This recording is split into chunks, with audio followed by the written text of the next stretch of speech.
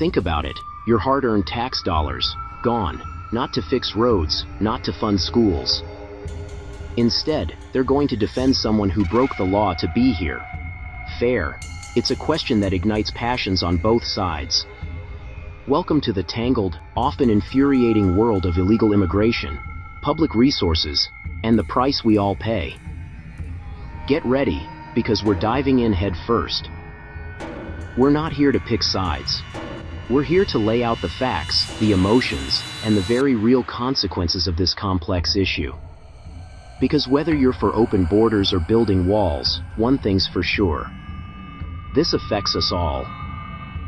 Over the next few minutes, we'll break down the legal rights of undocumented immigrants, the role of public defenders, and the financial burden placed on our already strained public resources.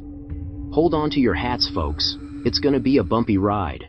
Here's the kicker. Even without legal status, undocumented immigrants have rights. That's right, the Constitution, that big fancy document, applies to everyone within our borders, regardless of how they got here. First up, due process and equal protection. This means everyone gets a fair shake in court. No kangaroo courts here, folks. Everyone deserves a chance to defend themselves. Then there's protection from unreasonable searches and seizures. Your home is your castle, remember. Of course, there's the border search exception. Within 100 miles of any U.S. border, things get a bit murky. And if they do end up in court, write to an attorney. Public defenders, often overworked and underpaid, become the front line in ensuring everyone gets their day in court. But at what cost? Let's talk about these public defenders, the unsung heroes of the justice system. They're the ones making sure everyone, even those who can't afford it, gets legal representation. Sounds great, right? Here's the catch, they're government funded. That means you, me, all of us, are footing the bill. And with the influx of undocumented immigrants facing deportation, their workload has exploded. Think about it.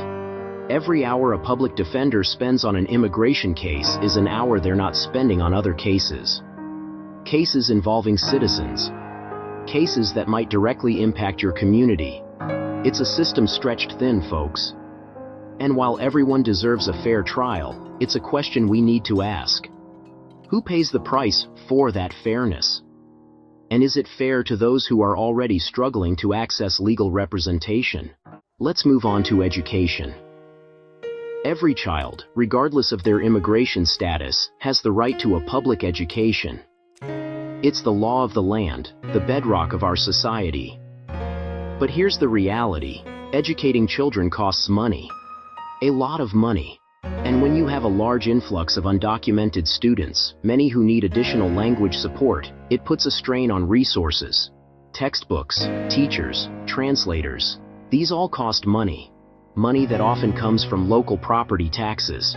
Money that might otherwise go towards new computers, updated facilities, or smaller class sizes for all students. It's a complex issue with no easy answers.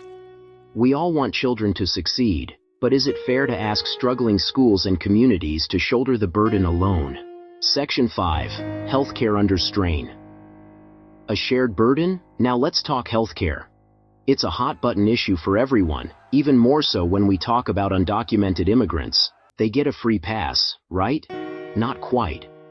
While undocumented immigrants don't qualify for most federal healthcare programs, their U.S.-born children do. And let's be clear, a child born on U.S. soil is a U.S. citizen, full stop. But even without full access, undocumented immigrants still use healthcare services, especially emergency rooms. These costs, often uncompensated, get passed on to hospitals and, you guessed it, taxpayers. It's a complex issue with no easy solutions. Do we deny healthcare to those in need, even if it means higher costs for everyone else? It's a question that cuts to the heart of our values as a nation. Section 6. Law enforcement and the border costs on the rise. Let's not forget about law enforcement, securing our borders, processing asylum seekers, and yes, deporting those who are here illegally. It all costs money, big money. Think Border Patrol agents, detention centers, immigration courts, the whole shebang. It's a massive undertaking, and those costs are only going up. And then there's the debate over sanctuary cities, local jurisdictions that limit their cooperation with federal immigration enforcement. It's a controversial issue, with some arguing it makes communities safer, and others claiming it undermines the rule of law. One thing's for sure, the current system is unsustainable. We need to find a way to balance compassion with common sense, a way to uphold the law while respecting the human dignity of all involved. Section 7. The states speak out. Local impacts national debate. This isn't just a federal issue, folks. States, particularly those along the border, are feeling the heat. They're on the front lines of this debate, and they're feeling the financial strain. Texas, Arizona, California. They're grappling with the influx of undocumented immigrants, often with limited resources from the federal government. It's a recipe for frustration, finger-pointing, and political gridlock. Some states are taking matters into their own hands, passing laws that crack down on illegal immigration. Others are pushing for more humane policies, arguing that comprehensive immigration reform is the only real solution. It's a microcosm of the national debate, a tug-of-war between those who want to build walls and those who want to build bridges.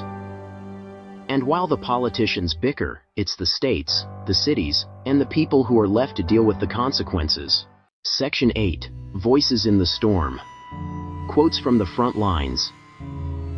Don't just take our word for it. Let's hear from those on the front lines of this debate, those who are living with the consequences every single day. First up, immigration advocates. The right to live with one's family is recognized as a fundamental human right. It's a powerful statement, one that resonates deeply with our values as Americans. But then there's the other side. Allowing widespread illegal immigration raises profound concerns about public safety, the impact on American workers, and the rule of law. These are legitimate concerns, ones that deserve to be heard and addressed. And let's not forget the public defenders. Public defenders are lawyers, for those who can't afford one. They're crucial to justice. They ensure everyone gets fair legal representation. They're the unsung heroes, working tirelessly to uphold the Constitution, even when it's difficult, even when it's unpopular. These are just a few voices among many. Voices that reflect the complexity, the passion, and the deep divisions surrounding this issue. Section 9. The Balancing Act. Rights, resources, and the future. So, where do we go from here? How do we balance our commitment to human rights with the very real constraints of public resources? There are no easy answers, folks.